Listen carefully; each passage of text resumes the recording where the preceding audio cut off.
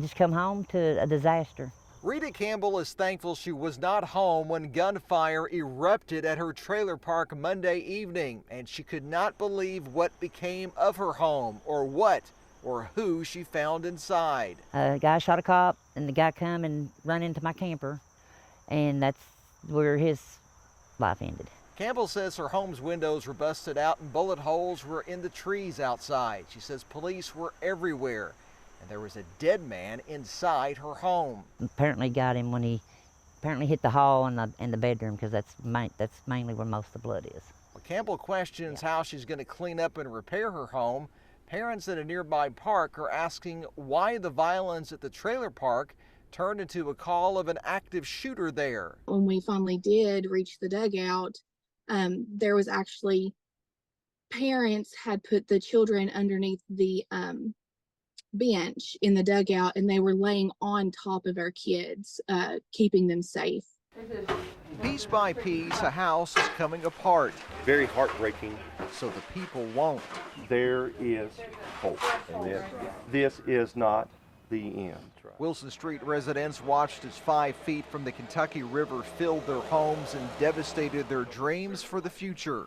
We come in the name of Jesus, and we come to share the love of Jesus with everybody we can.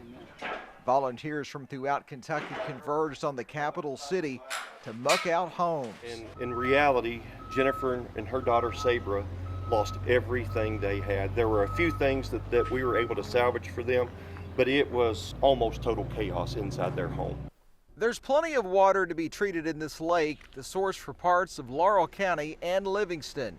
We pay our water bills, but the city can't pay you there. There's something wrong somewhere. That allegation was also shared by 2 Rockcastle County officials, and it was also indicated by a Livingston Facebook post that's now been taken down, blaming previous administrations for not paying the water supplier. To the tune of $6,000 a payment. So where's that money? And so, I mean, it's no different. You know, if I get 2 months behind on my water bill, you're going to shut it off. But today, the city of Livingston started blaming Kentucky American Water for the water outage. A spokesperson for Kentucky American Water tells me that they did turn off some pumps in this area, but that was simply because there was no water going through them, and they had to do that to not damage their equipment. Kentucky American Water tells me that this issue is solely between the city of Livingston and its water supplier, the Wood Creek Water District. Yeah, we gotta get that orange covered up fast. Gary Taylor lives in Kentucky but runs a barber shop in Tennessee. The man, down through the years, they give me a hard time over the UK Tennessee games. He's a Wildcat fan. Most of his customers are volunteer fans. I have a good friend, Ralph Davis. He carries his Tennessee Orange Bible to church. Davis later stopped in and played his Rocky Top ringtone. And I was at W.D. Bryant's hardware store and my phone rung and somebody hollered. I was in the store. They said, "Ralph, turn that phone off." I said, "Don't you stand for the national anthem?" Oh, they bleed orange. Listen, and most of them will wear something orange every day of their life. The rivalry is strong and intense. Sometimes it's between neighbors, customers, and even within the same family. Taylor's own son is a Tennessee fan, and he lives in Kentucky too. I was always told as a kid that I got switched at birth.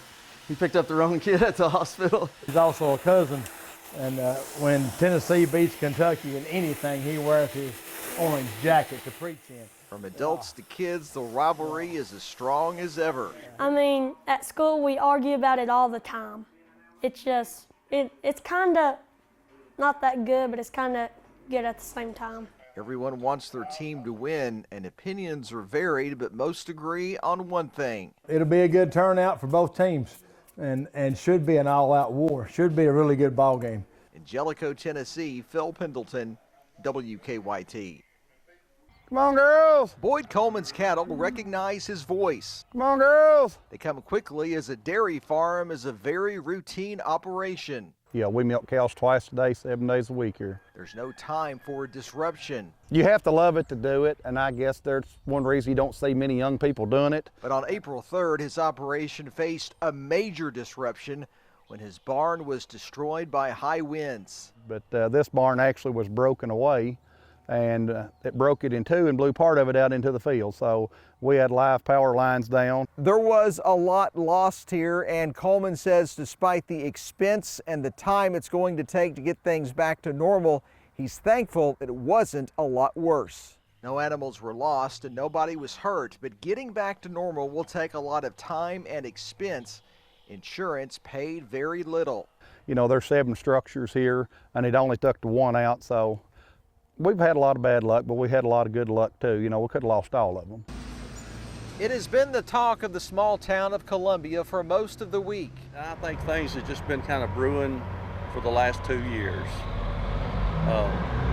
Outbursts and stuff. I do appreciate what you've done. Both Sheriff Josh Brockman and Coroner Roger Wkyt resigned this week. You know, when you're working 60, 70, 100 hours a week, and then you're working in a toxic environment on top of that, it's hard not to take that home with you. And the embarrassment is done started with the lack of participation for economic development.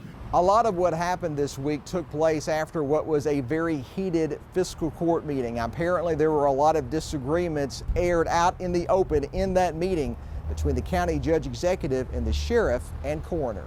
We got a judge over here that's going to throw this. Listen, can I please finish? Sheriff Brockman said he was attempting to talk about his department's needs when others at the meeting say a microphone was tossed at a magistrate. If you watch the video, within 3, 4, 5 minutes, my court was up there fighting and arguing and wouldn't even let me talk. Judge Executive Bryant says the county's problems deal with lack of support for a higher occupational tax. When I didn't let those magistrates give them full reign of running this county. Go ahead and put your hands on your back. Body cam footage shows 66-year-old John Hud Hardwick being arrested inside the Danville Walmart. He was taken to the floor by 3 officers, then let out in handcuffs. Police say he tried to shoplift beer and was under the influence, and then resisted arrest. You hurt me, buddy. Let's go. What are you doing? It's just very hurtful. I'm angry. You know, because I gave them the benefit of the doubt. But all the charges were dismissed Wednesday morning. Hardwick's attorney says there's no evidence that he tried to take the beer out of the store. They are advised by loss prevention that he had never gone beyond, Mr. Hardwick had never gone beyond the point of sale, and he had stolen nothing. Danville police told me that they could not talk about this on camera, but they did release a statement saying in part that the suspect was arrested after he tried to leave the store after being told that he could not buy the alcohol or other items. They say that he tensed up and simply refused to comply with the officer's demands. Yeah, someone just shot at us. I have a hole through my door. We're not hit. It went through my grandpa's other window. He was one of the lucky ones because many of the people who called for help had people in much more serious situations. I love you so much. Don't go anywhere. You take deep breaths. Please take deep breaths. Deep breaths. Nobody's coming. A man was trying to console either his girlfriend or wife who had just been shot. Others were also hit, all from numerous people with a lot of different reports of the chaos happening around them. Yeah, hi. I'm on 75 South. Are you calling about the gunfire? Yeah, it went through my car and my foot got shot. Your foot is shot? I mean, it nipped it. I'm bleeding.